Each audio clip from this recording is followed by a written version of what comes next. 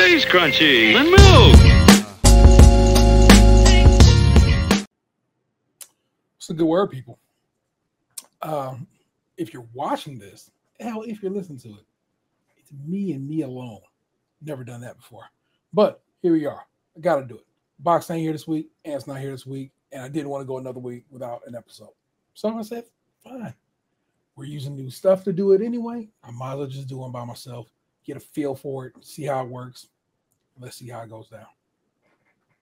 So, just like we do everything, I promise you, I'm about to do everything like everything. So here, enjoy this, I guess if you will, cold open. And that's just me. Well, just me. But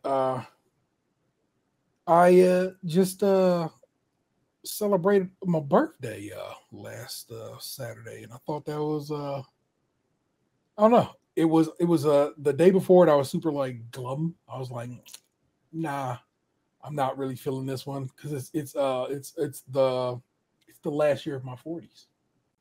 About to be an old. No, I'm not. I don't want to throw out old no more because people who are old have earned that title, and we should respect them for. I am middle aged. But I was just like, man, 49, what the fuck? 49 ain't gonna be nothing to celebrate or whatever about. And I really was just kind of whatever about it. But as soon as my birthday hit, I was just like, hell yeah, I made it. Once more. So whenever I wish people happy birthday, I always say, congratulations on another trip around the sun. Because I think it's I don't know. I think it's pretty dope that that's how we measure years in on our planet, and that is by a loop around the solar center, which is the sun. And so I hit my birthday, and I was just like, that's pretty dope, man. You did it again, man. I'm alive and well. I got a lot of good friends, and my lady, and my kids, and my mom, and my brother, my sister. Folks that show me love, which is dope. People who show me love the next day, which is dope because they feel weird. They're like, "Oh man, I'm so sorry I missed your birthday." I'm like, "Don't." I am grateful that you thought of me, and that's just what it comes down to. And so I really end up having a real dope birthday, and if you are a patron, you got to see a gift I bought myself, which was a copy of a game we'll talk about later. But my son, my oldest son, no disrespect to my youngest, but I just want to get props for where it's due. Came through with the fresh DualSense. You know what I'm saying? That's the PlayStation 5 sticks, if you didn't know. But he came through with these shiny ass blue jaw, and it's really pretty, and I really enjoy it. Ooh, I almost hit the PlayStation button, and how dope, because I got a new game and I need new sticks because I had the original sticks that came with my PlayStation, which is starting to suffer from drift. So I needed some new sticks when we playing a new game. My lady is in the chat throwing up all kinds of emojis. Thank you, baby, for watching me on Twitch, apparently. So this is on Twitch. This, like I said, this is new. We are going forward. Our show will roll live on both Twitch. We have a Twitch. We just kind of stopped using it, and on YouTube. The YouTube one is a little more easy to for me to take care of because it's it's there. It's just YouTube. I go in there and I can make a show disappear. I can make it. You know what I'm saying? You can do the same in Twitch, but it's bothersome. It's busy, and so whatever. But if you want to see what we do on here, you can officially now. It's just a part of the situation, and I hope you fuck with it. And if you don't, I don't care because you can still listen to it. If you are a listening type, enjoy. And if you're a watching type, here I am in the crib, but you can't see behind me because it's lightweight a mess back there. You don't want to see it. But also, I like the background. I made that background. Yeah, check that out. I hope you enjoyed the intro. The intro is the intro I use on YouTube videos, and also you wait for the end there. I tweaked the out a little bit, so it's a good time to be had there. I was talking about my birthday. I'm like, what the hell was I talking about? But me and my lady Vanessa got up and went on a cake hustle. We went to go run and look for me a cake. So I wanted the cake, but I just didn't know what kind of cake I wanted.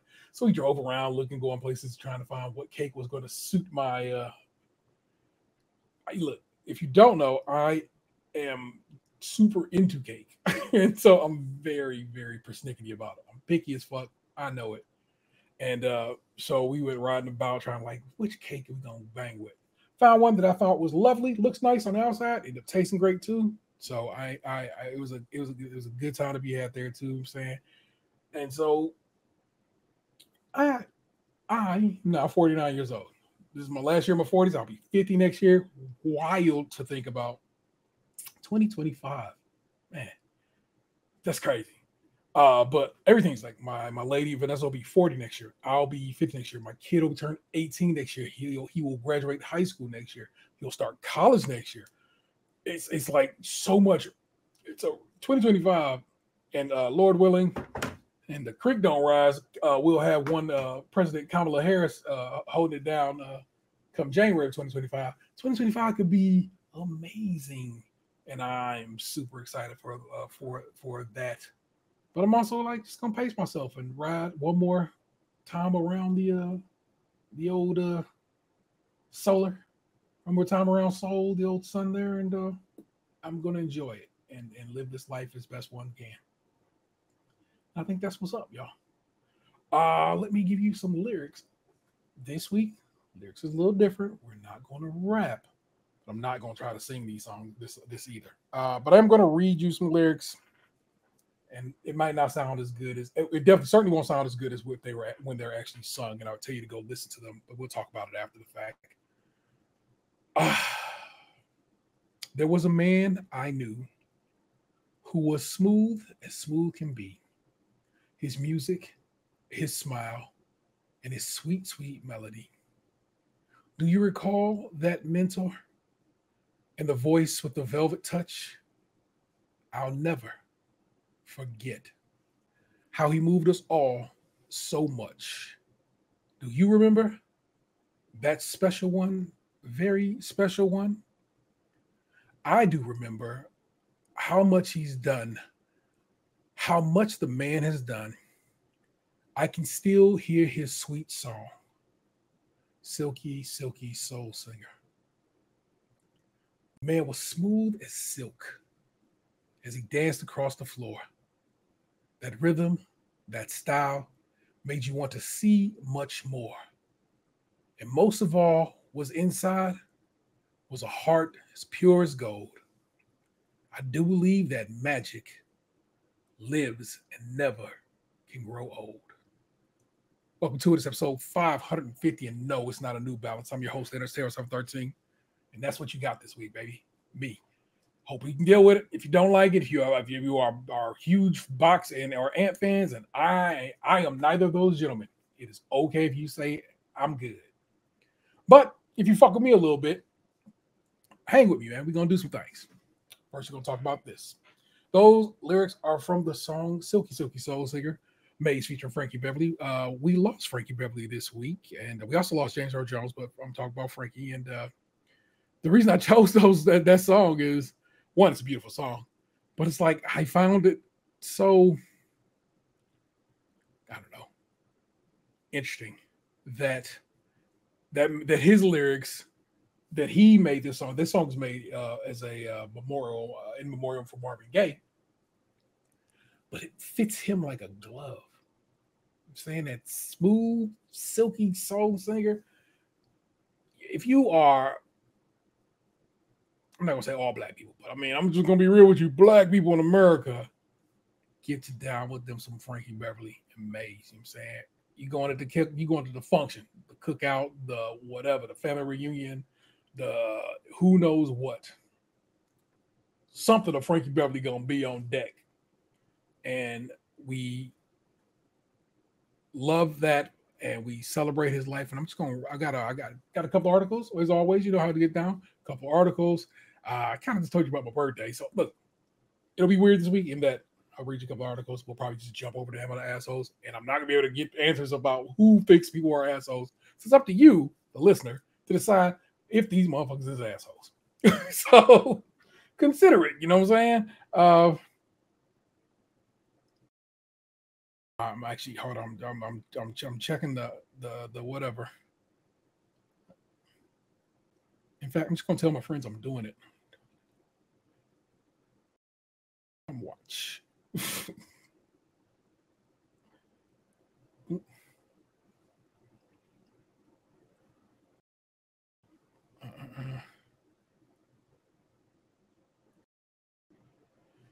right. Anyway, this article is from, it's an opinion piece they market.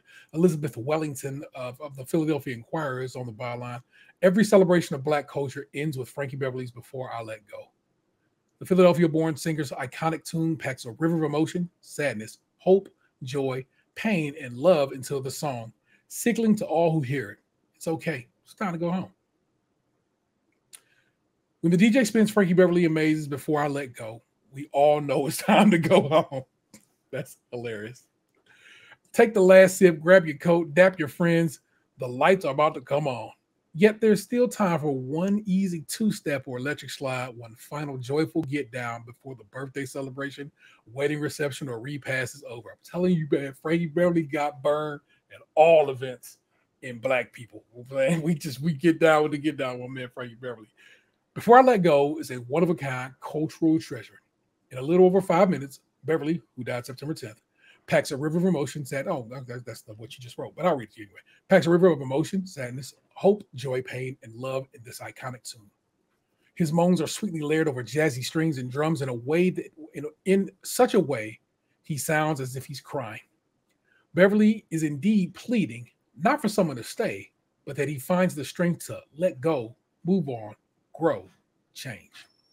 We cry with him, our hands lift in unison at the opening line, you make me happy. That's facts. The love is palpable as the last dancers on the floor get lost in the night's final groove. Then we let go and we go home. Beverly, that is the power of Before I Let Go. Beverly, the Philadelphia-born band leader who grew up in Germantown, found stardom in San Francisco and had no idea that Before I Let Go would be the heartfelt jammy jam it's become.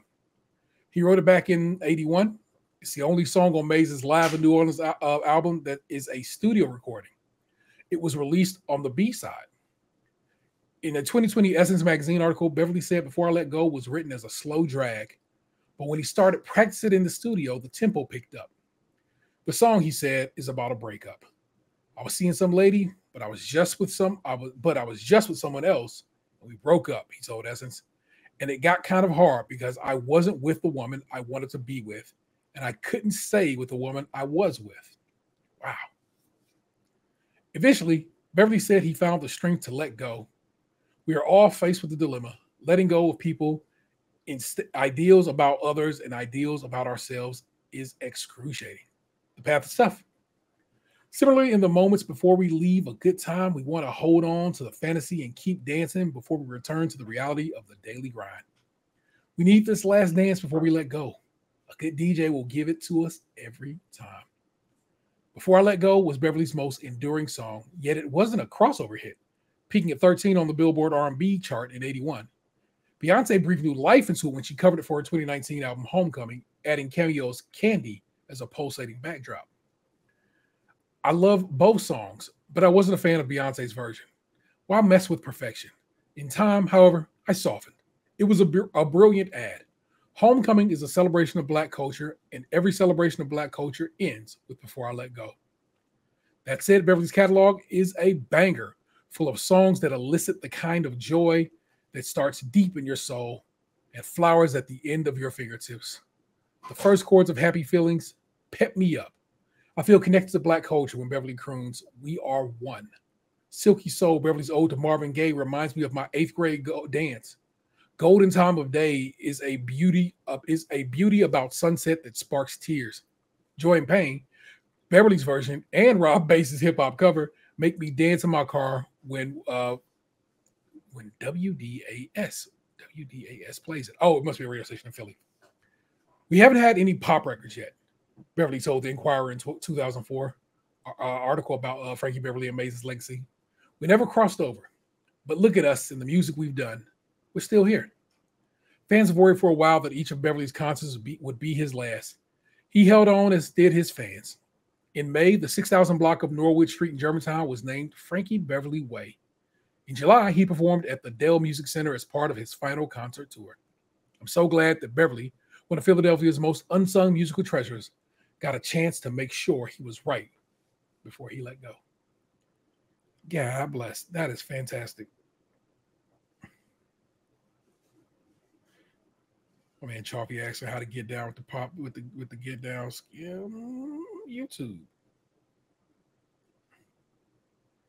And if you aren't subscribed, get on that. I guess I need to send Chalky SKiM's YouTube link.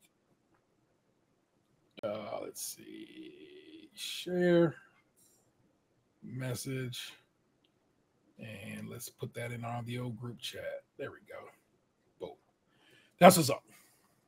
That was a great one. That was such a well-written piece, but also, like I say, it just comes back around to what I was saying as I was just discussing, man. Mace, featuring Frankie Beverly, something real special, man. And if you know, you know. Where did my article go about? I managed to close an article that I didn't mean to. I have an article about the. You know what? I put it in my show notes. I can just open it. Let me crack over here. That should do it. Yep, there we go. Close that. I always try to bring a little good news about the great state of Ohio, and I thought this was pretty cool. This from Scene Mark Opera on the byline. April's solar eclipse brought in roughly $25 million across the region, Destination Cleveland says. But will those 6 minutes convince out-of-towners to move here? How stupid. Those 6 minutes in spring, wherein the moon engulfed the sun, lured hundreds of thousands of sky watchers to grassy fields and urban rooftops across the region. And all those visitors seeking meaning and joy in those fleeting dim minutes brought in quite a load of cash, $25 million to be exact. A dozen celestial events, from NASA's Total Eclipse Fest on the lake to Lorraine's own solar eclipse viewing party, brought in tens of millions in spending on hotels, food, transportation, and shopping, Destination Cleveland announced on Wednesday. Hotel stays, which were a hot commodity in downtown Cleveland, made up a huge chunk of that money. And Airbnbs, with some running as much as $2,000 to 3 stacks a night. Get out of here. Every county in the region saw occupancy rates spike 80% on the average on April 7th and 8th, compared with the same dates in 2023. But as was the case after the 2016 Republican National Convention and the World Series that followed, such figures speak to a greater implications than just money spent. Region-wide spectacles worthy of years-long planning help convey needed PR for Cleveland as this city continues to sell itself nationally as a viable place to move, to escape unreachable home prices or ongoing climate concerns. Being in path of totality in Cleveland in the national spotlight, Destination Cleveland CEO David Gilbert wrote in a release. That and the NCAA Final Four championship that ran concurrently with the Eclipse festivities, Gilbert added, has a direct and lasting impact on how people perceive Cleveland. But will those 6 minutes of celestial magic nudge out-of-towners to buy into Cleveland's somewhat promising future? A lot has been written about Cleveland's promise as a climate haven city, or how its apparent leadership is in the office conversion uptick will lead to population spikes. But pinning down moves tied to specific high-profile events is a lot harder, even impossible, to ascertain. Just as it is to pin that $25 million solely on actions of tourists. I've got to state this honestly. 95% of our attendance was Clevelander, said Mike Miller, the owner of Music Box Supper Club, which hosted its own rooftop eclipse party. Though Miller sold tickets, $125 a pop, to 300 rooftop partygoers, such a small fraction of those, he said, went to people living outside of Cuyahoga County. The upshot is that Music Box's unique vantage point as of a once-in-a-lifetime event sells, in Miller's mind, the notion of partying on the river to those that don't do it on the regular. That multiplier effect could increase downtown Cleveland as downtown Cleveland attracts more private development, a la Bedrock's $2 billion neighborhood south of Tower City, or Mayor Bibb's pursuit of a North Coast lakefront plan. I mean, we see it all the time. Once one concert for us always leads to 10 concerts, Miller said. And do people move here? And do those people move here? Yes, sometimes they do. What's up, Otaku, man? $5,000. Good to see you, bro, in the chat. You follow the Twitch. I don't even use the Twitch, bro. So thank you for getting on that. We got to pop it on the YouTube, too. It's our first time doing it live. And nobody else can do the show this week, so I got to do it by myself. But thanks for jumping in the chat, man. Good to have you with me. That's what's up with the Eclipse. Did well by us, but if you listen to the show, you probably do listen to What's the Tea. But Nick Jew was What's the Tea came back this week after the little summertime hiatus, and Nick told about her visit to Cleveland and how much she enjoyed it. And I tell people all the time, bro, you got to come here to appreciate it. I realize it's in Ohio, and Ohio comes with a bunch of JD fans. That sucks, but it's a great town. It's a great state. Well, this part of the state, if I can carve out just Northeast Ohio, is really dope. And I'm telling you right now, if you came here, you'd love it. I'm not saying you might move here, but I'm saying you'd have a great time. And I think that's pretty dope. So consider it. You know what I'm saying? That's how we get down in the land. I got to save the Frankie Beverly story, so we'll leave that up. But like I said, man, I had a dope birthday. That's really kind of what went down for my week. It was lovely. I had a couple of days off from work, and always nice. It's not, my job's not challenging in any way, shape, or form. It is thanks, man. Because Cleveland's dope. My job is it's a gig. We hustle it. I've been there for 22 years this year. And so I do it, and I do it well. And I do it well enough to have been there for 22 years. I'll say that, you know what I'm saying? And I like it, and it does okay, and as far as paying the bills and stuff like that. What's up, Big Chaffee in the building? AP. So I'm never really like, oh my God, I gotta have some time off of work, because it's just not how I get down. But it's always nice to have a couple of days off, you know what I'm saying? So I had to give myself a 4-day weekend. I took the Friday off, and I took that Monday off, and it was vibes. Because, of course, I copped the game we'll talk about in the entertainment section, and I have not stopped playing it. In fact, man, look. Now, this is technically my partner Vanessa's. I bought it for Mother's Day. That is, of course, the PlayStation Portal. But had me playing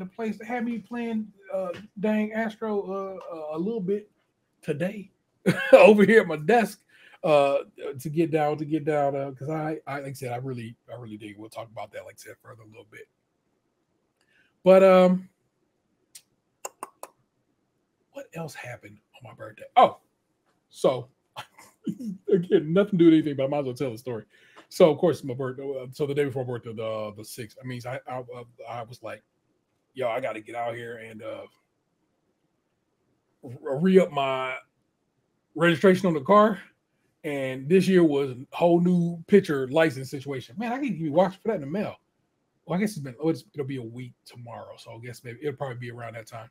But yeah, I had to get new L's this year, and I go in there with all the paperwork because you got to have all the paperwork in the world to get a what's it called? I don't know, compliant ID, whatever the hell they call that shit now. The government made you really tweak some things to say your license type. But turns out because I had done it last time, I didn't need all the paperwork this time. The gold star that's on my license, they was like, "Oh, you straight." And so, oh, okay, that's cool. So I got a new license. And look, this left eye is terrible. Years ago, I suffered what's called a neuropathy in it. And so if you look at my eye like a circle, and cut it into fours, the lower left fourth does nothing. It's just blind, straight up. Like it's there, like this right here. I can see my finger. I can see my finger. I can see my finger. I can see my finger. I cannot see my finger right there. Just gone from view. It's wild. But so I go to do my vision test, and I'm like, bruh, cannot read the damn lines on my left eye. And she's like, yeah, mono vision. I go, not officially, But I'm telling you right now, I'm gonna go see the eye doctor soon, and we're gonna get some decisions made about what to call this eye at this point because it's kind of lightweight worthless. But it's not because I can see out of it. I just can't see perfect out of it. This eye is a good eye, so I can't be losing my only guy. You know what I'm saying? It's my good eye, my good eye. So we'll see how this all plays out. But bro, that was a wild situation to get done. But I got my L's, got the new sticker for the car. Oh, in the great state of Ohio, if you are a listener from the great state of Ohio, y'all, they let you do 8-year licenses now. It's been 4 years forever, but they let me do an 8-year license. So of course, I was like, take the bread, give me all 8 years. So the picture will be on my license is going to be this version, the 48-year-old version of T for the next 8 years. And I'm okay with that because I think that's pretty dope that we can let that ride.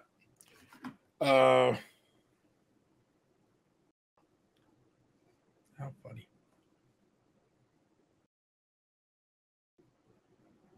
Copy.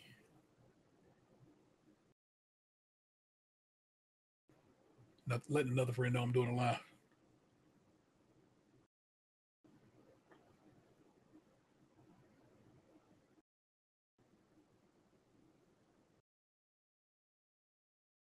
Sorry, y'all.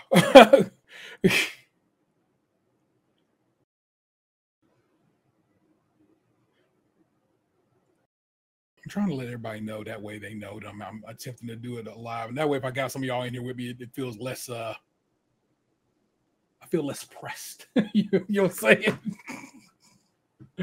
Oh my gosh. Let's see. Got the license, did that. Got the cake, told you about that. Got the sticks. You know what I'm saying? We out here gaming. You know what it is. I think that's about it, y'all. That's about all I can tell you about my existence. And again, the homies ain't here. So I'm sorry. You don't get a whole little bit of a first up is always just Tatum and story time with Lunchbox. You did get some tea time. Well, I guess I don't even need to do the fake because I actually have tea right here. Peek is out, nigga, because it's classy. And let's get to these Reddit situations. So each week we head to the mean streets of Reddit, deep down into the subreddit that is Am I the Asshole? And I read a few of these stories and we decide if these people are assholes. The we this week is me and you, the listener. So do what you will. We have 3 this week. Am I the asshole for screaming at my father and his wife and refusing to stop until I said what I needed to? Am I the asshole for telling my parents they owe my husband a real and heartfelt apology? Oh, wait a minute. Man, that's written weird. Okay, I'm going to read you like it's written. Am I the asshole for telling my parents they owe my husband a real and heartfelt apology to my husband if they ever want to be invited to anything? I feel like that extra to my husband was already handled by that first my husband in that sentence. I could be wrong, and if I am, my apologies. Let's see. Am I the asshole for taking kids am I the asshole for taking kids to dinner when my wife had left food out for them? We're just gonna do them in the order I read them to you, y'all. Normally I let somebody vote on the situation. But again, I'm by myself. Sorry. Am I the asshole for screaming at my father and his wife and refusing to stop until I said what I needed to? It's by user Ice Necessary 785. I, 16 female, live with my father, his wife, and my 2 step siblings and half sibling. My parents divorced when I was 3, and I last saw my mom when I was 6. She lost custody of me because she's mentally ill, and her whole family is. My father was awarded primary custody of me, which became sole custody over time. I really only remember one visit with my mom, and she was really sick. We know her parents, her 4 siblings, and all her suffered with their mental health, and likely the same one. It's also believed that her great-grandparents were mentally ill too, but she never knew them. I never knew anyone in her family. Mentally ill, but she never knew. I never knew anyone in her family. Okay, that's what's up.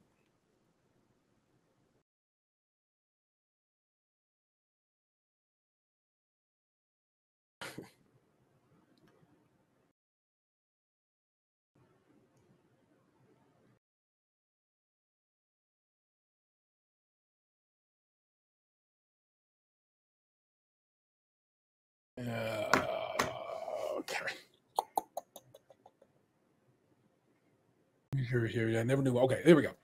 My father and his wife met when I was 5, and we lived together when I was 6. When I was 6, and they got married when I okay. My father met his wife when I was 5, and we lived together when I was 6, and they got married when I was 7. She wanted to adopt me, but I said no. My mother pays child support and has never missed a payment, according to my grandpa. My father and his wife like to ignore my mental health and the family's history of genetic component to mental illness. They like to pretend my father's wife is my mother, and they don't want me talking about my mom. I still do. It pisses them off.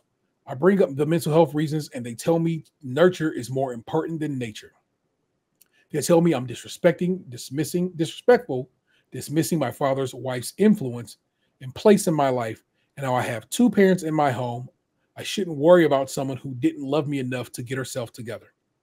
I told them mental illness isn't that straightforward. They told me to focus on my real mom, meaning my father's wife. I don't call her stepmom because of how dismissive she is about my mental health. I don't call her my stepmom. Okay, I don't call her my stepmom because of how dismissive she is of my mental health.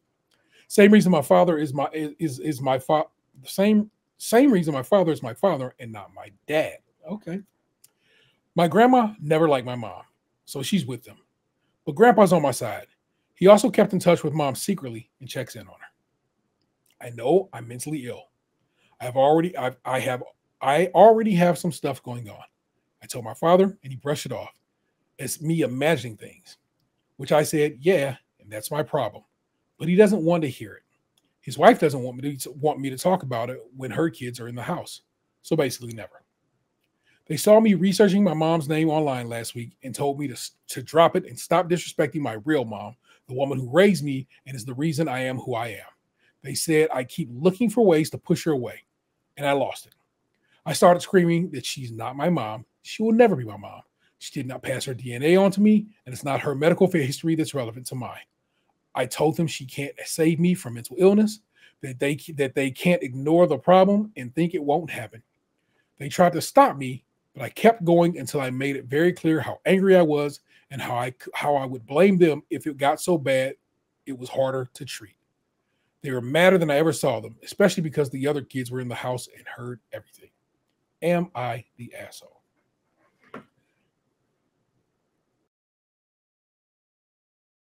So, no. Clearly, this woman, we'll go for it. You got to be grown and kind of raise yourself. Fuck it, you a woman. Is not the asshole. Step parenting is a wild situation. My lady is my kid's step parents, has been for a very long time. It's going to come to a point where she will have been in there in my youngest kid's life longer than his mother was. The math will just math at some point, and that fucking sucks. But it doesn't suck because it means they've had somebody, a maternal figure of some sort, not super maternal, because like I say, step parenting is wild, but it's sad that this man is not doing what needs to be done to fucking take care of his child's mental health needs. And that really, really stinks. Let's see what some of the comments say. Not the asshole. And I lost it, started screaming that she's not my mom. She'll never be my mom. She didn't pass her DNA on me. Well, okay. You know, we were read. Your dad and stepmom are not being real. As soon as you turn 18, leave and don't look back. I'm not saying that. Because their thought process might be just a little whatever. And oftentimes you'll have people just lean on hope. You know what I'm saying? Just be like, I gotta hope for the best. And case in point, people who are always late are working on hope that they won't be. They shouldn't, because as the old English phrase goes, it's the hope that kills you. But it's hopeful. But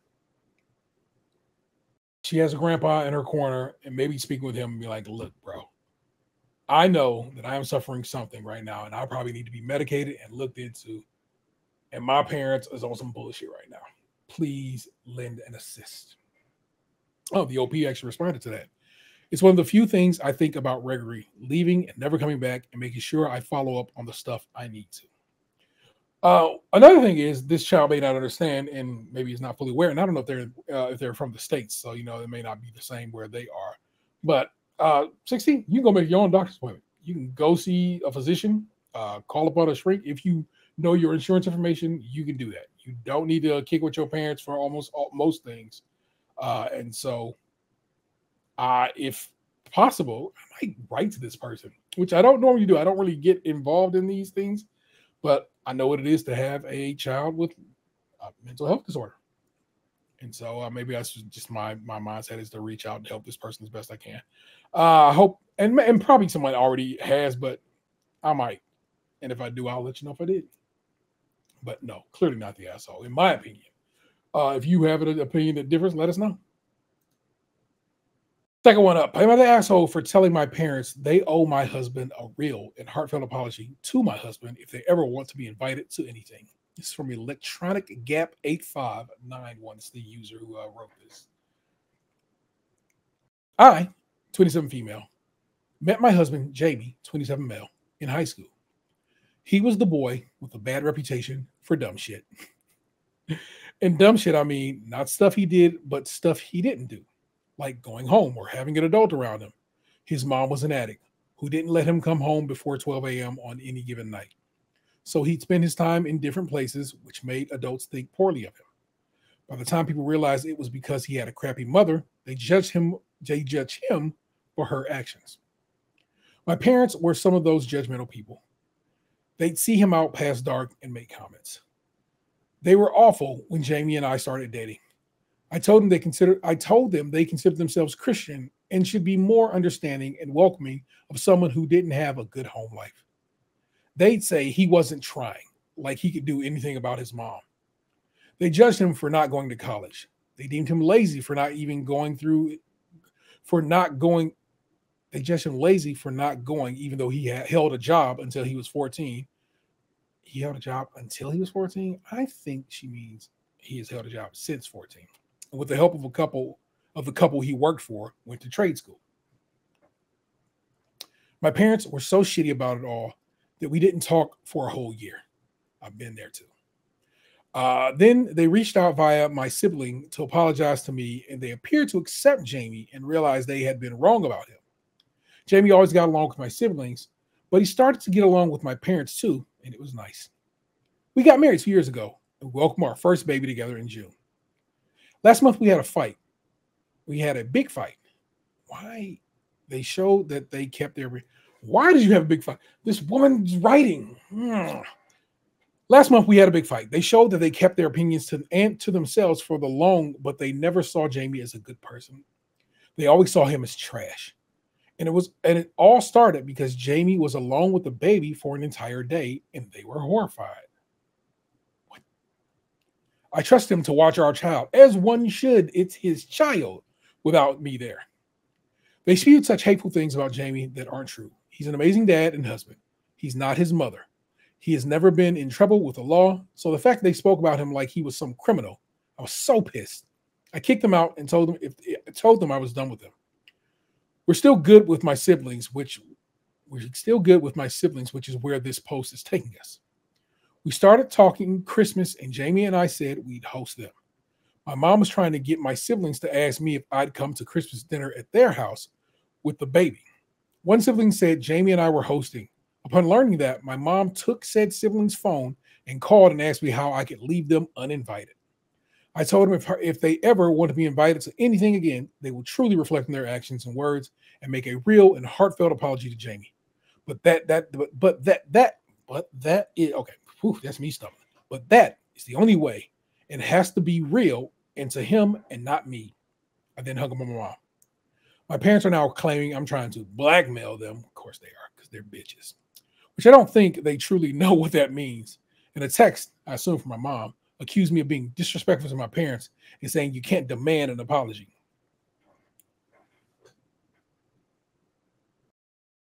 I can't? Bet y'all can. That's one of those situations, just bet. We'll see who's apologizing and why. Idiots. In my opinion, of course, not the asshole. No, you're not the asshole. Your parents do owe your husband an apology. And that's wild. This notion that male parents, I guess, aren't supposed to take care of their children is stupid dumb to me. It's like, bruh, again, I have 2 children. Have been very involved in their lives since the word go.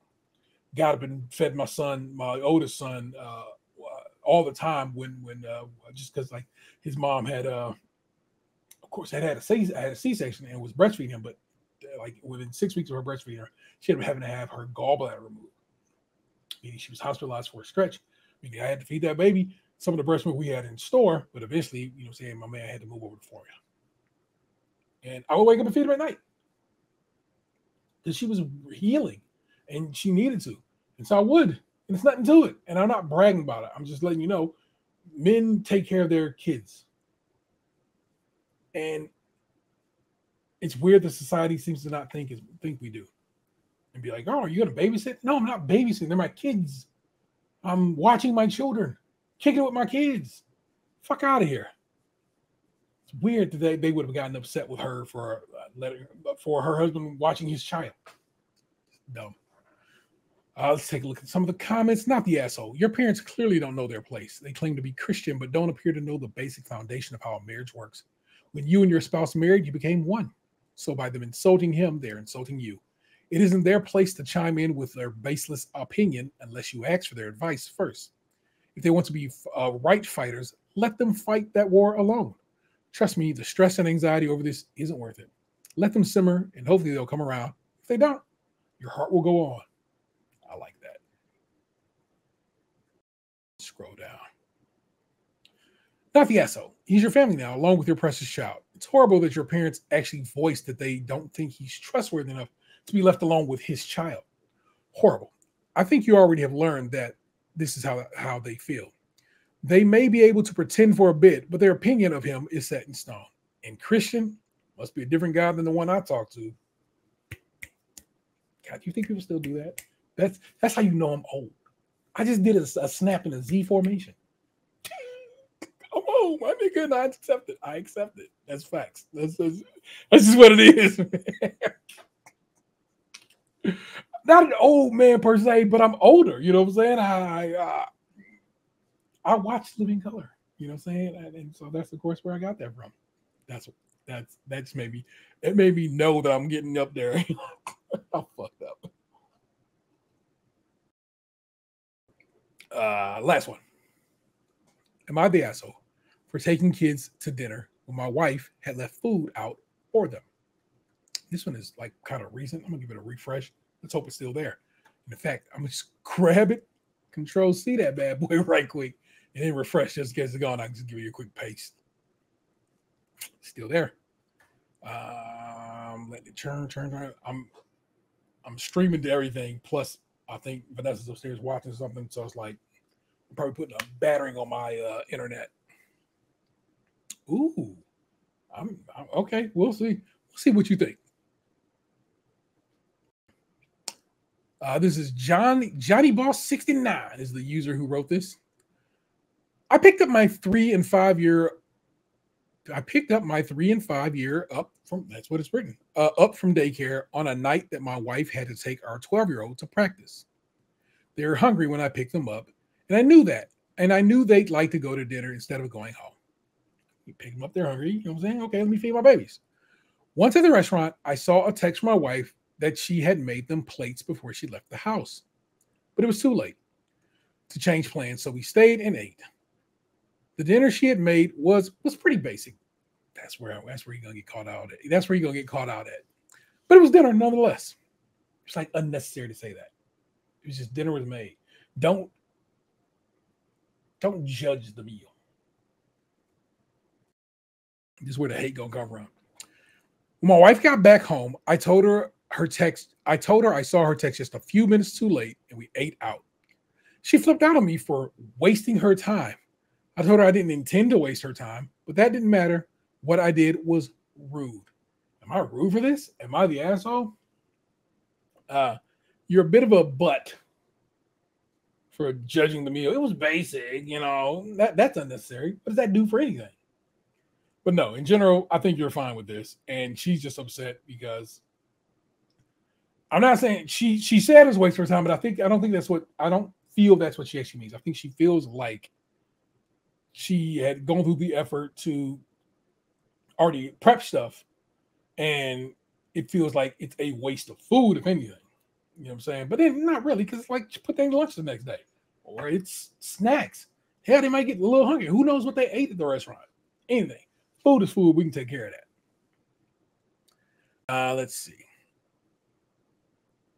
First response says, what are we doing for dinner is a discussion pretty much every family has, pretty much every day, especially once kids start doing after school activities. If you don't currently do that, perhaps you should start. I don't think you're an asshole for not dragging your kids away from the restaurant once you were already there, but this feels a lot like you just wanted to treat your kids and didn't care what was planned at home. I can't go tell you what this feels like because I can only go with what was presented to me. And what was presented to me was, got his kids. They said they was hungry. Like, fuck it, let's go eat. That's what was presented to me. This person is making assumptions, and you know what happens when you do that. It feels really off that your wife and 12-year-old were doing what we're doing for dinner never came into this whole thing. I fully disagree. Because again, I am a parent. I have 2 children. I have children that have been involved in various things. And I have picked up my kid and they've been like, I'm hungry. And I'm like, all right, let's go find something. And come home to, the other kid having already eaten what was here. It happens all the time. It's just it's a different parenting style than this person is suggesting exists. Let's see, this is what I told you. I knew somebody would be mad about it. And it was pretty basic. So she had to spend time on it. And he definitely wasn't sorry as he's on Emma the asshole trying to get sympathy. He doesn't care. He wasted her time. Again, he did not waste this woman's time. That's simply not what happened. So he doesn't value her contribution. Again, you are making large leaps to a person you don't know from a little bit of a writing about him saying he took his kids to dinner. Relax. If it were me, I'd let him start cooking more since the effort is wasted on him anyway. Y'all got to chill. This is the internet. This is somebody who's giving you what they've given you. And instead of taking what was provided for you, which was, I got my kids, my 2 youngest, my wife had my oldest, and I fed them. I fed the kids I had. She probably fed the kids she had before or after. There's no more than that. To add to that, to sprinkle on that, is to make all kinds of leaps that are just unnecessary. If you didn't know, well, you don't know because I hadn't told you, but Reddit has decided everyone sucks here. I think it's perfectly fine for his wife to be mad. She got her own feelings, and feelings are hers to be had and to be felt. I don't think he's wrong. So I don't believe this isn't everyone sucks here. I think it's, hey, shit happens. Maximum shit happens. Again, judgy about the food. It was basic. That was unnecessary. But I think he probably just wanted to embellish his writing with a little something. But it was just an unnecessary, it feels like an unnecessary dig. You know what I'm saying? So on that account is where I would say, you're a bit of a butt. But I'm not calling you an asshole. It does not rise to that occasion. Let's see. Yeah, people are lighting up about that. Yeah, it was pretty basic. And I'm telling you right now, I too am like, that part about being pretty basic is some bullshit. Don't be judgmental about what this woman provided. Everyone sucks here. No need to flip out. It was a genuine timing mistake. But depending on how far away from home daycare is versus how far restaurant is from daycare, you knowing they want to go to dinner first is a self-serving excuse because home equals dinner also. He didn't know that because she had texted him, but she texted him in a manner that he just got it. So I'm not giving you that one. Once at the restaurant or once ordered, was it really too late to change plans? If I'm in the restaurant, it's too late. I'm not going to be all of a sudden like, I've been seated, I'm going to get up and leave. Chill out. Or were you just too lazy / stubborn? No, maybe not the right choice of words. As long as you recognize it, that's cool. To go home instead of going in to order. Sometimes waiting for food after ordering could have been similar in time to get. Sure, but you had already, like I said, you'd already been seated. You're kicking it. You waiting on food to come around. That's time at that point. Don't worry about it. Whether the dinner was basic or not is irrelevant. Facts, agree with that. But you mentioning it tells me that you are further just using it as a self-validating reason. Not saying that. I think he just was like basically trying to, like I said, tweak his little writing a little bit. I mean, y'all taking it too. They're gonna do what they're gonna do.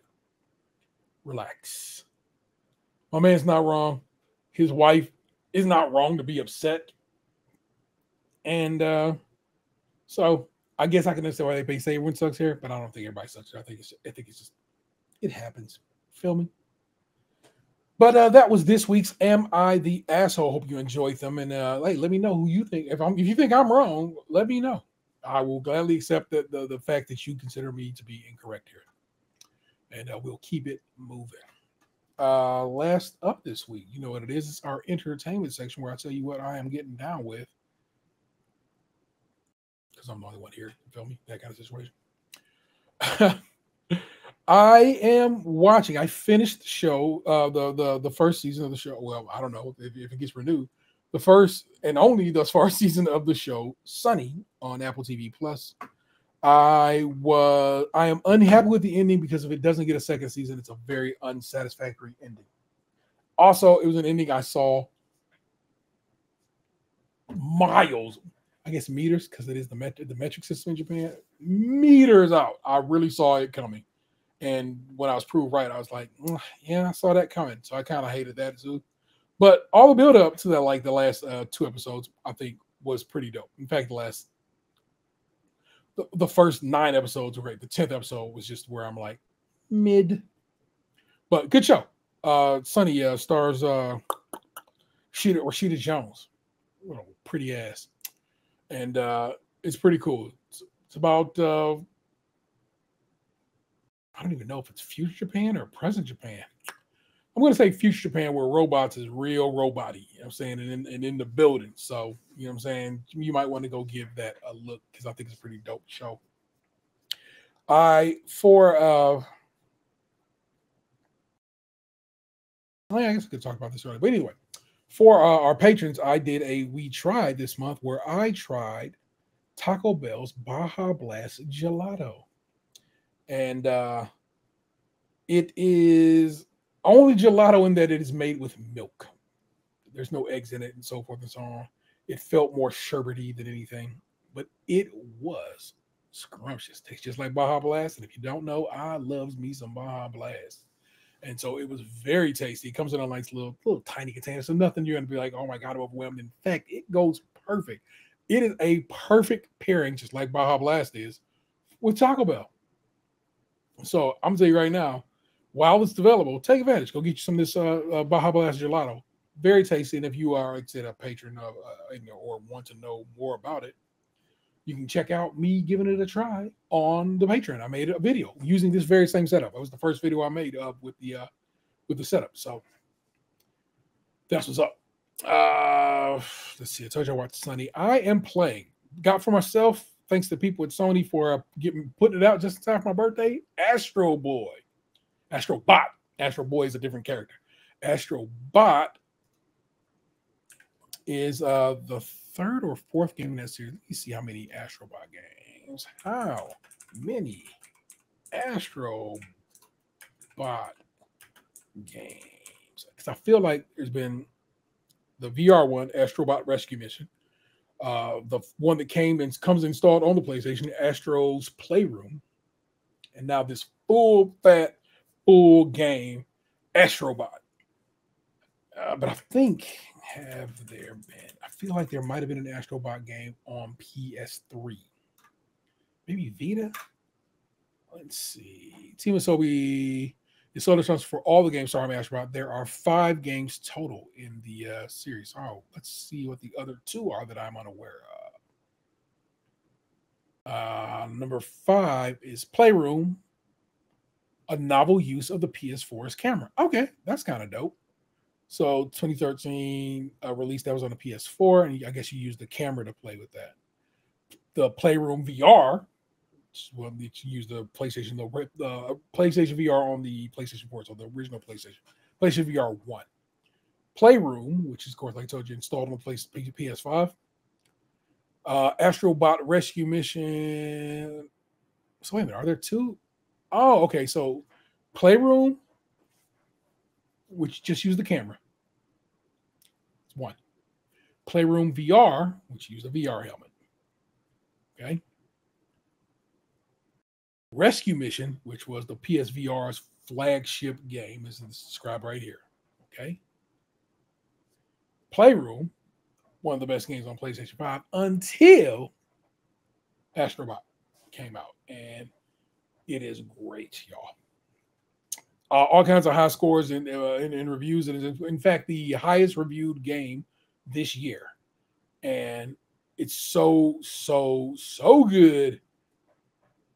And I wonder if it's selling well, because they have not released any numbers, and the numbers I have seen have not been great. And it's because it is not a typical PlayStation gamer's type of game. It is a gamer game. And I highly recommend, like I said, when I get done with this, going right over to that couch, firing it up with these blue sticks. And I'm about to play some more.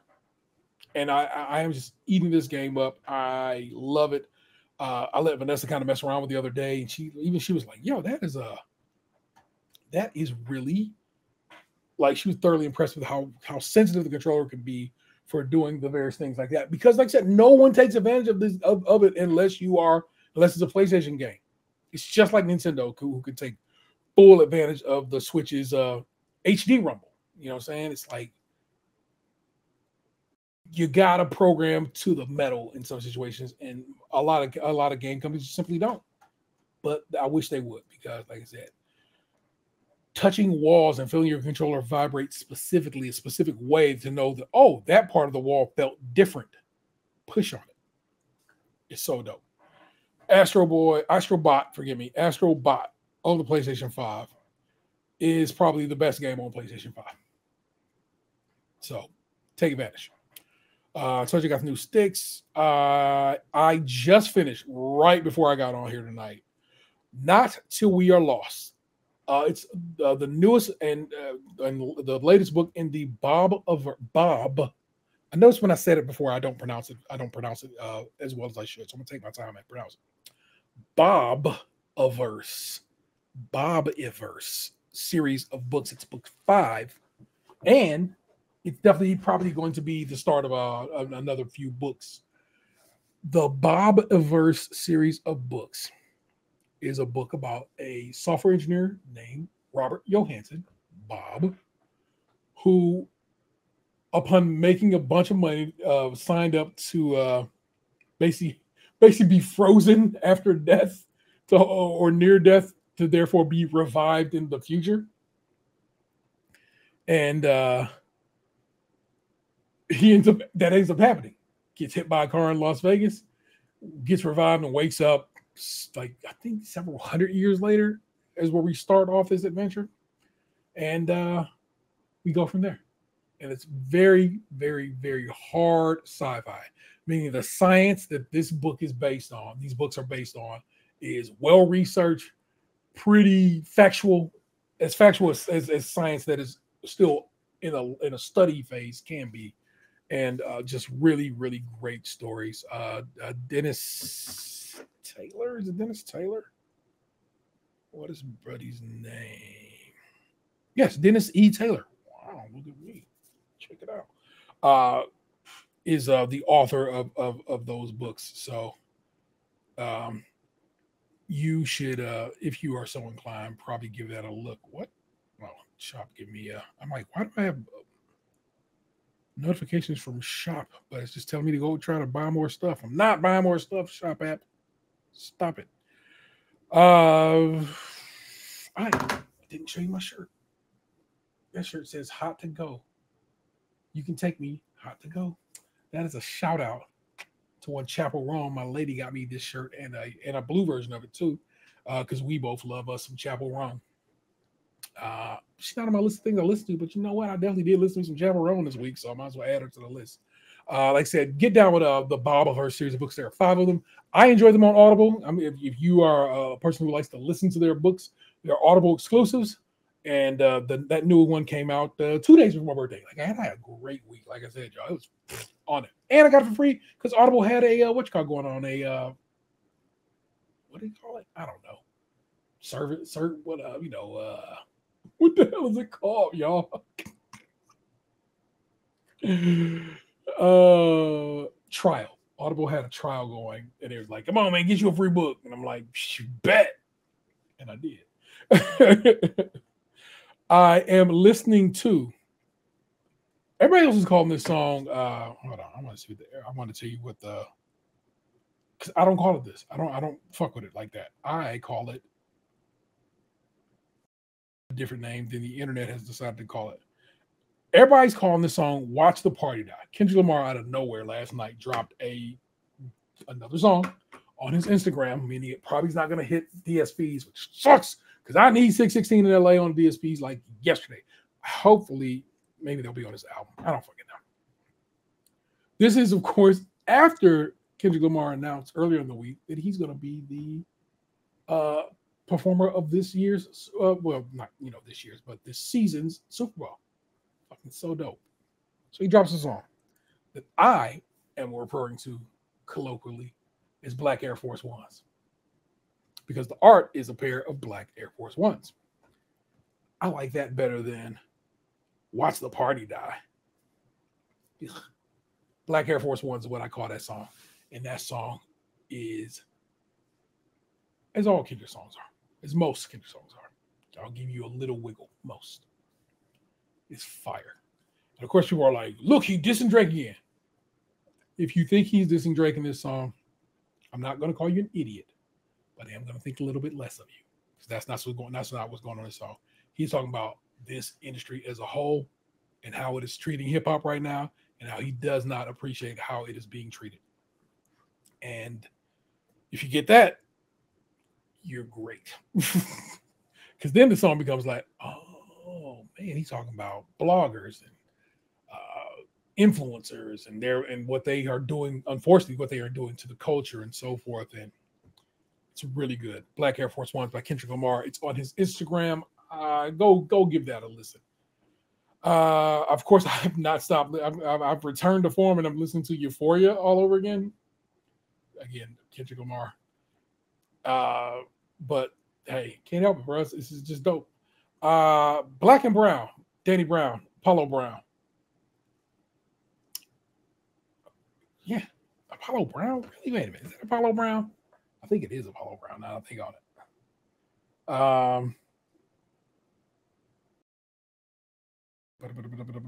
Black and Brown. Sorry. There's an artist named Apollo Brown. That's not what I'm talking about. It's Black Milk and Danny Brown. And that's an EP that came out back in 2011, but I'm just talking about the specific song, Black and Brown, on Apollo, not Apollo, on Black and Brown, Black Milk and Danny Brown's EP. And for whatever reason, it just, I don't know. I just thought about it and I was like, let me listen to that song. I didn't just think about it. I think it came up that they're selling a new colorway of it on Fat Beats. And it just was like, oh shit, I ain't thought about that in forever. And I went and go listen to it. And of course, that's when I'm starting to bang that song again. Waves by Joey Badass off his 1999 mixtape, which can I see? Yes, right here. This one, Delvin of the Devil Cox Experience and Cadillac Omar's son, Delvin Jr., has a great YouTube channel. You should be fucking with it. And he was discussing J. Cole's song about Kanye West. And I'm listening to the beat and I'm like, that's Joey Badass. That's Waves. And so he was my inspiration to go and pull that off the shelf and give Waves a spin. And I listened to that whole mixtape. And love that song. Love Waves. Love 1999. Joey Badass. 1999. You should get down. And you should probably check out my man Delvin's kids' YouTube channel. Nothing wrong with that. Go show it some love. Is that everything? Let's see. Yeah, birthday, Baja Blast, Sunny, Astrobot, New Sticks, Not To Wear Lost, Book 5 in the Bible Verse, Black Air Force Ones, Euphoria, Black and Brown, Waves, by Joey Badass. No, and I don't have any podcasts or anything like that there. So here's the deal. Because of the new service we use, there's basically it's the intro is going to be different.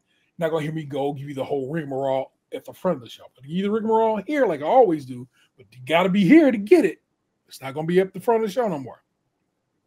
If this is your first time listening, you didn't know it was there to begin with. So who cares? So please rate, review, subscribe, and share the show wherever possible. That's over on YouTube, where hopefully you're watching it right now. That's over on Spotify, where you can give us 5 stars. That's on Apple Podcasts, where you can review the show and give us 5 stars. I would hope you do that. Please, in fact, do that. In fact, Apple Podcasts now has a web version, thus making it easier for you to try it out my throat. Making it easy for you to review and give us stars on the show. 5 stars, baby. Don't. If you think it's 3 stars or you think it's 4 stars, don't bother. I want them 5 stars, and I want them 5 stars because it helps the visibility of the show. I want you over on YouTube liking and subscribing.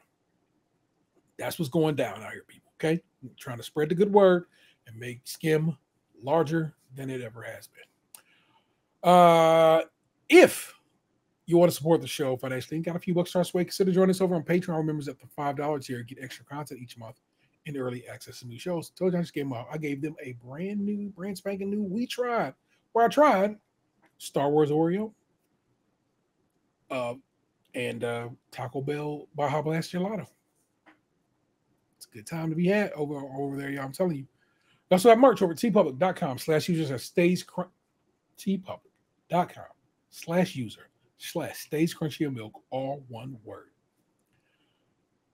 And feel free to give us a call at 216-264-6311. Can't believe I did that from my mind. It's 216-264-6311. I'd certainly love to hear from you. Our missing men are, of course, the 216 is on Tatum 216. Lunchbox, the eBay Emperor. Lunchbox 2099. Consider giving them a follow on their socials and showing them some love in their absence. Box supposed to be back next week. I'm unsure about Anthony. When it happens, and I can do nothing more about that. Like I said, he just moved and is expecting a kid here. We're getting to the point where any day now. So that's what's up with that. Okay. Show them love and bless up and good thoughts. You know what I'm saying? For everybody who joined me in the chat this night, thank you so much. You know what I'm saying? It's the first time I said we've done it live successfully, where it has actually fed out to the services it's supposed to, and I'm grateful for it. I'm glad to have done it. Don't think I'm ever going to do it by myself again. I don't mind it. It's not that I had a bad time. I'm just like, I don't know. You let me know your thoughts. If you enjoyed it or you think, hey, that worked, cool. If it worked, then I know that we kind of have it. We have something in the pocket for if people are out. It means I can probably do it on my own, and that's not bad at all.